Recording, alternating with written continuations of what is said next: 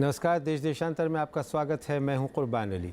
अपने कार्यकाल के 100 दिन पूरा होने के मौके पर अमेरिकी राष्ट्रपति डोनाल्ड ट्रंप ने व्यापार एवं व्यक्तिगत श्रेणियों दोनों में कर की दरों में काफ़ी कमी के जरिए कर कटौती की घोषणा की है।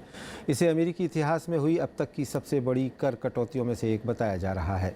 डोनाल्ड ट्रंप ने अपने चुनावी वायदों में करों की दरों में कटौती करने का वायदा किया था।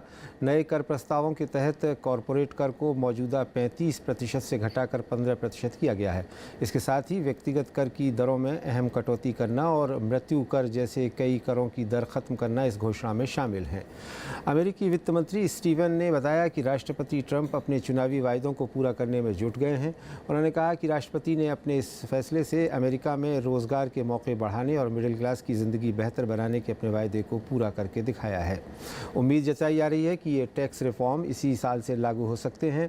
एक अमेरिकी थिंक टैंक के मुताबिक राष्ट्रपति डोनाल्ड ट्रंप के इस फैसले से अगले 10 वर्षों में सरकार को 3 से 7 खरब डॉलर का नुकसान हो सकता है। देश देशांतर में आज चर्चा इसी विषय पर कि राष्ट्रपति ट्रंप की इस घोषणा के क्या मायने हैं। इस चर्चा में मेरे साथ हैं भारत सरकार में वाणिज्य और उद्योग सचिव रहे अजय दुआ, जेएनयू में अर्थशास्त्र के professor Santosh Mehrotra, Indo American chamber of commerce के सदस्य एसके सरकार और वरिष्ठ आर्थिक पत्रकार शुभमोय भट्टाचार्य। साथ ही हमारे साथ जुड़ रहे हैं पूर्व राजदूत शिवशंकर मुखर्जी। आप सभी का स्वागत है। सबसे पहले मैं अजय दुआ साहब आपसे ये समझना चाहूँगा कि अमेरिकी राष्ट्रपति की ये जो करों में कटौती की घोषणा है, जिसे अब तक की सबसे बड़ी घोषणा बताया जा रहा है, इसके क्या मायने हैं और इसके क्या असरात होंगे? ट्रंप साहब ने जो कल मैं कहूँगा पहले ये जो घोषणा है ये एक प्रस्ताव के रूप में दी गई है। उनके वित्त मंत्री ने और उनके आर्थिक ने उन्होंने ये प्रस्ताव दिए हैं और मैं ये कहना चाहूँगा ये राष्ट्रपति जी इसका क्या प्रभाव राजकारण पे होगा, कहाँ से उनको उसका सपोर्ट मिल सकेगा, वो शायद टेस्ट कर रहे हैं पहले। कारण फिर जब उन्होंने ये नहीं किया था और जो ओबामा केयर का एक्ट को रिपील करने के लिए डायरेक्टली पार्लियामेंट चले गए थे और उसका हम सबको मालूम ही है कि वहाँ पे क्या हुआ। राष्ट्रपति ट्रंप जी ने जो अपने इलेक्शन कैंपेन में कहा था ये जरूर उसी के पथ पे कई चीज़ों के ऊपर काम कर रहे हैं। बहुत राष्ट्रपति जी और बहुत पॉलिटिशियंस इलेक्शन कैंपेन में कुछ कह देते हैं पर उसके बाद फॉलो अप नहीं करते, तो ये कहना बहुत आवश्यक है। शुरू में ही जो उन्होंने कहा उसके ऊपर प्रयत्न जरूर कर रहे हैं कि वो कैसे कहा आगे वो करके दिखाया। जी हाँ। अब तो इसमें मैं इतना कहना चाहूँगा उन्होंने जो किया है उद्देश्य उनका, उन्होंने पहले भी कहा था कि अमेरिका की इकोनॉमी उनका कहना था कि अच्छी नहीं चल रही। 2%, 2.5% रेट ऑफ ग्रोथ जो हम देख रहे हैं, उनके मन में अमेरिका उससे बहुत ज़्यादा पोटेंशियल रखता है और ज़रूरत भी है कि रोज़गार कम थे। बाकी उनका इकोनॉमिक स्टेटस जो यूएस का एक ज़माने में था, ये उसको अमेरिका को उसी जगह लाने का प्रयत्न करना चाह रहे हैं। और उनके मन में उनको बिज़नेस का एक्सपीरियंस बहुत है और जो पार्टी जो उनको सपोर्ट कर रही है रिपब्लिकन पार्टी जिसके वो सदस्य हैं, वो भी बिज़नेस के बहुत लोग हैं। तो कि उनका कहना है, जो पहले एक इकोनॉमिस्ट अमेरिका के थे 1974 में लेफर साहब ने भी यही कहा था कि देखिए अगर टैक्स कम कर लगाओगे तो ग्रोथ ज़्यादा होगा जी। और उनका एक थोड़ा सा एक लफ्ज़ में और कहना चाहूँगा, उनका कहना था कि अगर बहुत टैक्स ज़्यादा लगाओगे तो लोग काम नहीं करेंगे, वो अपने घर पे बैठेंगे, लेजर को वो वैल्यू देंगे। इसलिए ये बहुत ज़रूरी है कि आप 0 और 100 के बीच में कौन सा टैक्स रेट ठीक लगाना चाहिए। और 15% की बात ट्रंप साहब कई महीनों से कर रहे हैं, राष्ट्रपति बनने से पहले भी वही उन्होंने अब कोशिश किया है। वो पार्लियामेंट का अप्रूवल लगेगा कि नहीं, पहला विषय वो है, और लगेगा तो वो पास हो सकेगा कि नहीं, वो सब चीज़ें देखने लायक। ये बहुत सारे इफ़ एंड बट सवाल उस पर लगे हुए हैं। शिवशंकर मुखर्जी साहब, एक राजदूत के रूप में आप इस प्रयास को जो अमेरिकी राष्ट्रपति ने किया है, कहा जा रहा है कि इसके दूरगामी परिणाम होंगे, काफ़ी बड़ा राजस्व घाटा भी हो सकता है। अगले 10 वर्षों में 3 से 7 खरब डॉलर, ट्रिलियन डॉलर्स की बात कही जा रही है। लेकिन आप इसे एक अमेरिकी राष्ट्रपति के तौर पर लिए गए फैसले को किस रूप में देखते हैं? देखिए, मेरे दोस्त अजय ने बिल्कुल सही कहा कि ये इस समय एक प्रस्ताव है। जैसे कि उनके ट्रेजरी सेक्रेटरी ने अपने प्रेस कॉन्फ्रेंस में बोला कि अभी हमने ये ब्रॉड आउटलाइन सा बताया है, प्रिपेयर किया है, और इसको कांग्रेस के जो कमिटीज़ हैं जो इसको देखेंगे उनके साथ बहुत गूढ़ आलोचना करने की ज़रूरत अभी बाकी है। लेकिन जो इंडिकेशंस दिए हैं उसमें तीन चीज़ें तो साफ हैं। उनका कहना है कि हमने जो ये प्रपोजल बनाया है टैक्स का, इस कर का घटाने का, उसके तीन उद्देश्य हैं। एक, सिंप्लिसिटी, सरल बनाना, जितने स्लैब्स हैं उनको कम कर दिया है। दूसरा सबसे महत्वपूर्ण उद्देश्य है कि जॉब क्रिएशन, क्योंकि अगर हम कर देंगे, कॉर्पोरेट टैक्स कम कर देंगे, तो कॉरपोरेशंस के पास, कंपनियों के पास, बिजनेस के पास, और जैसे लोग कहते हैं business of America is business, तो बिजनेसेस के पास इन्वेस्ट करने के लिए ज़्यादा पैसा होगा, अपने को एक्सपैंड करने के लिए ज़्यादा पैसा होगा, R&D वगैरह के लिए ज़्यादा पैसा होगा, तो बिजनेसेस बढ़ेंगे और जॉब्स बढ़ेंगे। ठीक। और जो क्रिटिसिज्म था कि आप तो खुद बिलियनर हैं, इसलिए सिर्फ बिलियनर्स और जो अमीर हैं, कॉरपोरेशंस हैं और अमीर लोग हैं, उन्हीं का फ़ायदा होगा, उसके बारे में ये कहते हैं कि नहीं, मिडिल क्लास को भी फ़ायदा होगा, और लघु उद्योग जो हैं, जो कि 3 में से 2 अमेरिकन जिसमें काम करते हैं, उनका भी इसमें फ़ायदा होगा। ठीक। क्रिटिसिज्म में ये है कि जब उनसे सवाल किया गया कि ये प्रपोजल रेवेन्यू न्यूट्रल होगा कि नहीं, आप कह रहे हैं कि टैक्स कम करके जितना पैसा घाटे में जाएगा सरकार, उसके बराबर या उससे ज़्यादा पैसा सरकार को मिल जाएगा, क्योंकि बिजनेस बढ़ेगी, जॉब्स बढ़ेंगी। लेकिन ये तो भविष्य में देखना पड़ेगा कि ये होता है कि नहीं। ये सिर्फ अभी तक उम्मीद है, ये उम्मीद सही पड़ेगा कि नहीं, आगे जाके देखना पड़ेगा। जी, शिवशंकर मुखर्जी साहब, आप रहे, मैं आता हूँ आपके पास में, मैं हाजिर होता हूँ दोबारा। संतोष मेहरोत्रा साहब, एक अर्थशास्त्री के रूप में आप किस तरह से देखते हैं इस घोषणा को?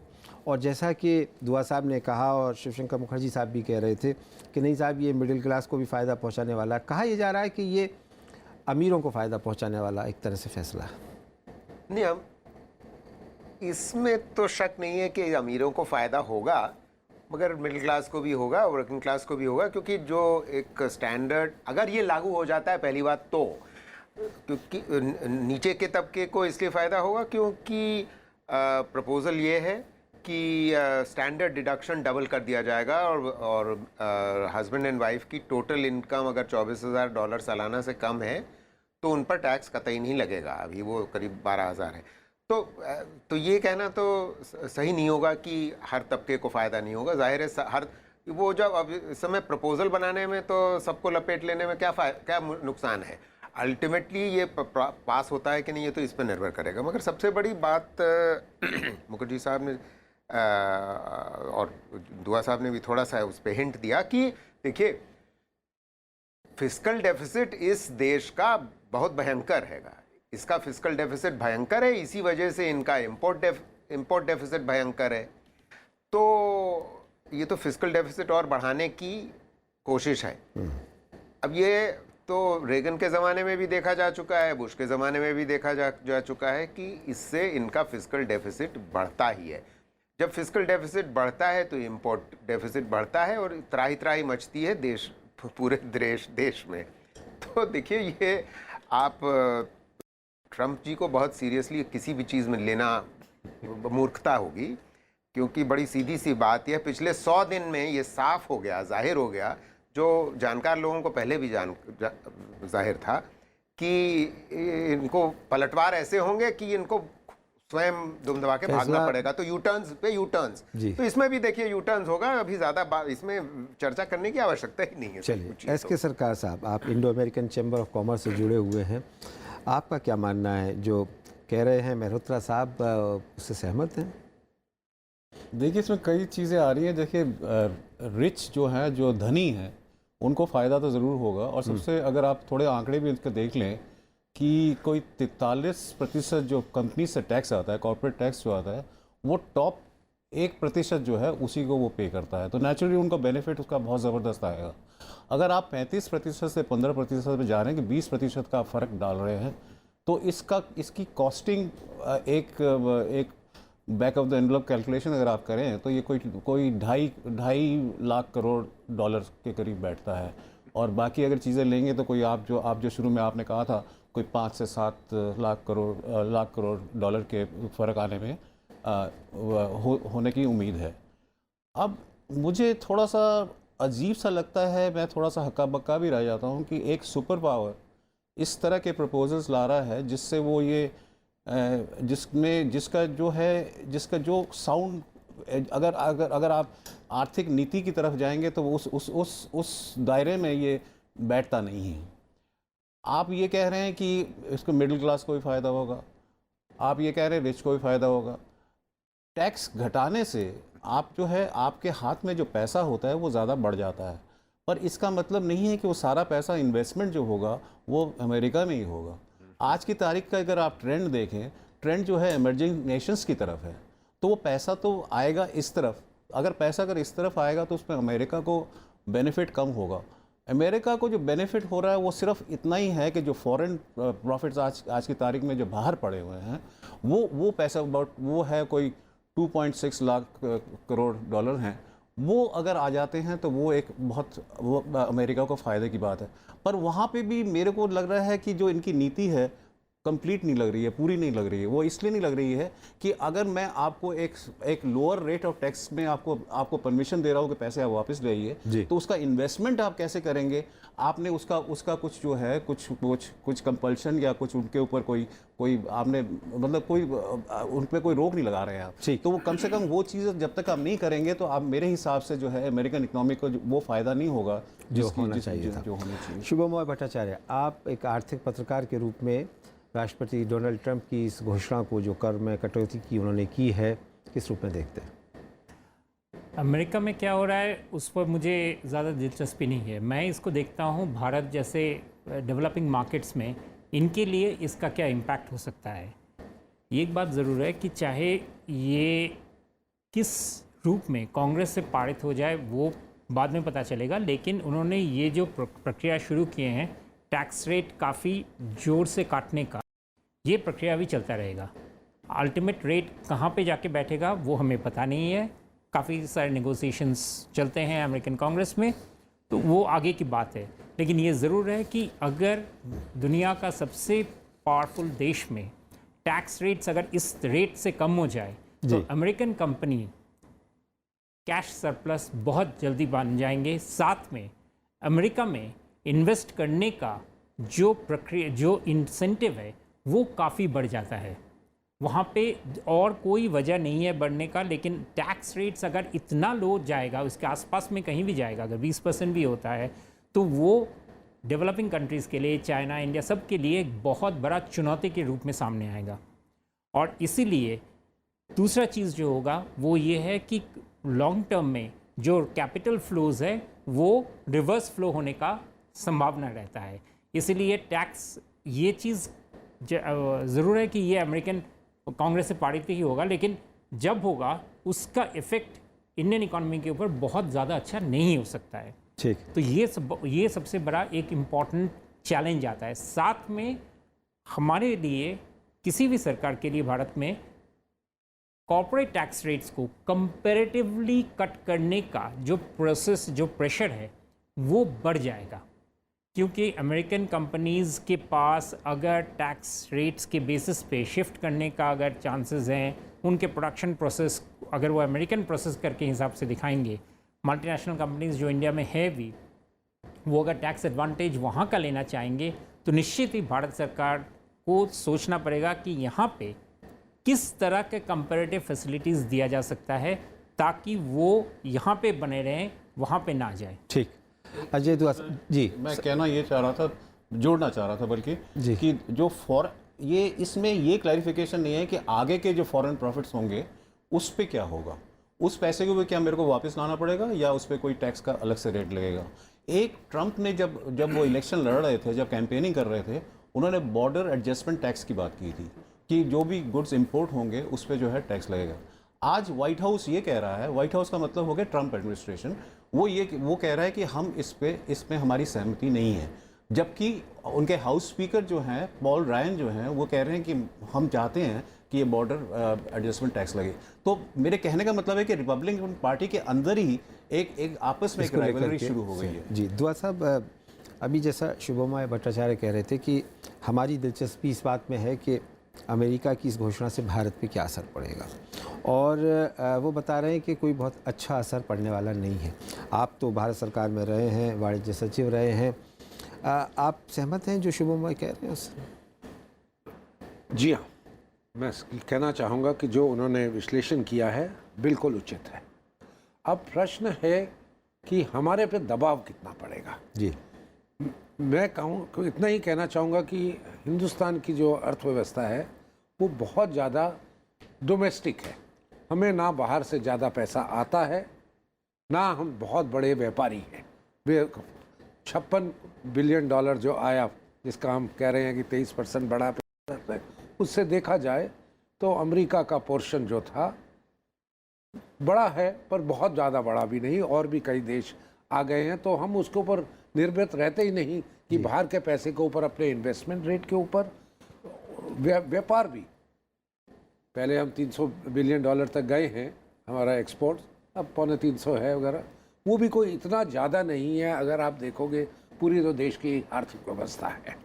पर ये ज़रूर है कि दुनिया में अब अमेरिका अपने टैक्स रेट कम करके जो उनका पैसा बाहर दूसरी जगह जा रहा हो, अमेरिका का सबसे ज़्यादा पैसा लगता है तो यूरोप में जाता था जी। अब यूरोप में जाने की जगह लगाने वाला सोचेगा कि भाई यूरोप का क्या टैक्स रेट है, क्या मुझे वहाँ का फ़ायदा है, या मैं अपना अपना अमेरिका में ही रहूँ। और 15% रेट 35% से लाना एक बहुत बड़ी प्रक्रिया है, और ये ज़रूरी अमेरिका में इसका ज़्यादा अब इन्वेस्ट होना, पैसा वहाँ रहना, इन्वेस्ट हो या ना हो, पैसा वहाँ रहना, उसके ऊपर इंटरेस्ट रेट, लिक्विडिटी वगैरह सब चीज़ों पे असर पड़ता है। वो मैं कहूँगा एक अच्छा स्टेप उन्होंने अपने देश के लिए लिया है। कारण वो तो बड़ा स्पष्ट बोलते हैं, जैसे बिजनेस वाले बोलते हैं कि भैया मैं तो अमेरिका को महान करना चाहता हूँ, और महान करने के लिए मुझे कई चीज़ें करनी है कि made in America, jobs America. शायद ये उस दिशा में ये एक बहुत महत्वपूर्ण कदम उन्होंने लिया है, जो प्रस्ताव बना के देश के सामने उन्होंने रखे हैं। प्रोफेसर संतोष मेहता साहब, आपका क्या मानना है कि क्या ये इससे भारत को कुछ फ़ायदा होगा? हालांकि अभी तो ये तय होना है कि अमेरिकी कांग्रेस और सेनेट इसको किस रूप में लेती है, वो उसे पारित करती है या नहीं, और फिर हो सकता है कि वीटो का भी इस्तेमाल डोनाल्ड ट्रंप साहब करें, क्योंकि उनके बारे में कहा जाता है कि जिस चीज़ को करना चाहते हैं वो उसके पीछे लग जाते हैं। देखिए, इसकी उम्मीद तो कतई नहीं है कि इसका भारत को फ़ायदा होगा। फ़ायदा इसलिए नहीं होगा क्योंकि अंतर्राष्ट्रीय कर दर पे एक दबाव आएगा, सारे देशों पे दबाव आएगा कि वो भी कंपटीशन को मीट करने के लिए अपनी कर दर, कॉर्पोरेट टैक्स रेट घटाएं। मगर अब पहली बात तो ये है कि अमेरिकी रेट है 35% आज की तारीख में, हमारी रेट भी करीब 33% है कॉर्पोरेट टैक्स रेट। मगर जो विकसित देशों की एवरेज औसतन जो रेट है कॉर्पोरेट टैक्स रेट, वो लगभग 25% के करीब है। तो जाहिर है अमेरिकी रेट काफ़ी ज़्यादा है, विकसित देशों के मुकाबले काफ़ी ज़्यादा है। तो इसमें तो कोई ताज्जुब नहीं है कि वो अपनी कॉर्पोरेट टैक्स रेट है। मैं सिर्फ क्योंकि उनके टैक्स प्रपोजल्स इनकम टैक्स पर भी हैं, और मगर मैं सिर्फ कॉर्पोरेट टैक्स रेट पर की ही बात कर रहा हूँ, और कॉर्पोरेट टैक्स का ही असर हमारे पर होगा, इसलिए मैं आपके इस विषय। तो वो जो घटा रहे हैं तो अपने देश के लिए ही घटा रहे हैं, जाहिर है बेहतर होगा तो वो घटाएंगे, मगर इतना भी नहीं शायद घटा पाएंगे कि वो 20 से नीचे ला पाएँ, शायद 20 और 25 के बीच में जो OECD कंट्रीज़ का। तो उसका असर ये तो होना ही है कि हमारे ऊपर दबाव ज़्यादा पड़ेगा। मगर हमारा तो वैसे भी निश्चय है, फाइनेंस मिनिस्टर जेटली साहब बता ही चुके हैं कि हमें अगले 2-3 सालों में अपनी रेट को घटा करके 25% ला देना है, और सारे जो एग्जेम्पशंस हैं उनको हटा देना है। तो हमारी आज की इफेक्टिव रेट वैसे भी 23% है। ठीक, शुभमय, आपको क्या लगता है, कहा जा रहा है कि ये फैसला राष्ट्रपति ट्रंप का इसी साल से लागू हो सकता है, तो इसकी कितनी संभावना आप देखते हैं कि इस साल लागू हो पाएगा? लागू ज़रूर हो सकता है, क्योंकि ये टैक्स प्रपोजल्स अगर आप देखें अमेरिका में फिस्कल डेफिसिट को कहाँ तक ले जाना है उन चीज़ों पे उनका डिस्कशन चलता है, लेकिन इस पर मोटा मोटी उनका यूनानिमिटी है। और ये काफ़ी रिग्रेसिव है, क्योंकि OECD का बहुत सालों का एक प्रोसेस रहा था कि टैक्स रेट्स को एक देश से दूसरे देश के बीच में टैक्स लेकर कंपटीशन ना चले। और वो जो एक जिसे कहते हैं एक सॉर्ट ऑफ अंडरस्टैंडिंग था G20 में, उसको ट्रंप एडमिनिस्ट्रेशन तोड़ते हुए इस प्रोसेस को सामने ला रहे हैं। और ये काफ़ी हद तक डिस्टेबलाइजेशन की बात मैंने कहा था, लेकिन साथ में इंटरेस्टिंग चीज़ इसलिए भी है क्योंकि अगर हम 1960 से 2015 तक का भारत और अमेरिका का टैक्स रेट्स अगर देखें, कॉर्पोरेट टैक्स रेट्स, आप देखेंगे कि ऑलमोस्ट हम लोग काफ़ी साथ साथ चले हैं। ठीक है। उनका टैक्स रेट्स जब बढ़ा है हम लोग भी उसी रेट में रहे हैं, उनका जब घटा है, उनका पहले घटा है उसके बाद हम लोगों ने घटाए हैं, तो प्रोसेस मोरलेस हम लोगों का काफ़ी पैरेलल रहा है। इसलिए मुझे उम्मीद नहीं है कि उनका रेट्स जब कम होगा, और वो का रेट कम होने के लिए है तो भारत का भी कम होगा। जी, आप बहुत संक्षेप में। जी, ये अमेरिका में जो आज व्यवस्था है, कानूनी व्यवस्था है, अगर राष्ट्रपति जी को अधिकार दिए गए हैं कि वो टैक्सेशन रेट्स अपने आप ला सकते हैं, पर उसका वो तभी कर सकते हैं, कांग्रेस में लाने की उनको ज़रूरत नहीं है, सेनेट में लाने की ज़रूरत नहीं है, अगर 10 साल का पीरियड में उसके ऊपर डेफिसिट ज़्यादा रहे। 10 साल के अंदर डेफिसिट रहता है, तो कहा जा रहा है कि 3 से उनको 7 एग्जेक्टिव पावर है, पर ये 10 साल से ज़्यादा रहे तो वो उनको ज़रूर पार्लियामेंट के पास आना पड़ेगा। और वहाँ पे भी सेनेट में 60 मेंबर्स ऑफ पार्लियामेंट की सेनेटर्स की अप्रूवल की ज़रूरत है। पूरा रिपब्लिकन पार्टी उनको वोट दे भी तो उनके पास 52 आदमी हैं। तो मेरे हिसाब से नहीं होगा। हाँ, मेरे हिसाब से ये, और जो भी रायन साहब का जिक्र किया गया था, स्पीकर साहब का एनालिसिस कमेटी नहीं कर दिया है कि अगर 20% पे भी किया जाए और 3 साल के लिए रखा जाए, ठीक है, तो ये 1 ट्रिलियन से ज़्यादा हो जाता है। शुक्रिया दुआ साहब। मैं आखिरी कमेंट के लिए शिवशंकर मुखर्जी साहब के पास जाना चाहूँगा। शिवशंकर मुखर्जी जी, आपने अभी कहा कि ये एक बड़ा रिस्की फैसला भी है ट्रंप साहब के लिए। अंतर्राष्ट्रीय बिरादरी इसको किस तरह से लेगी, और जो बाकी देश हैं, ख़ास करके यूरोपियन यूनियन और जो बड़े आर्थिक ब्लॉक्स हैं?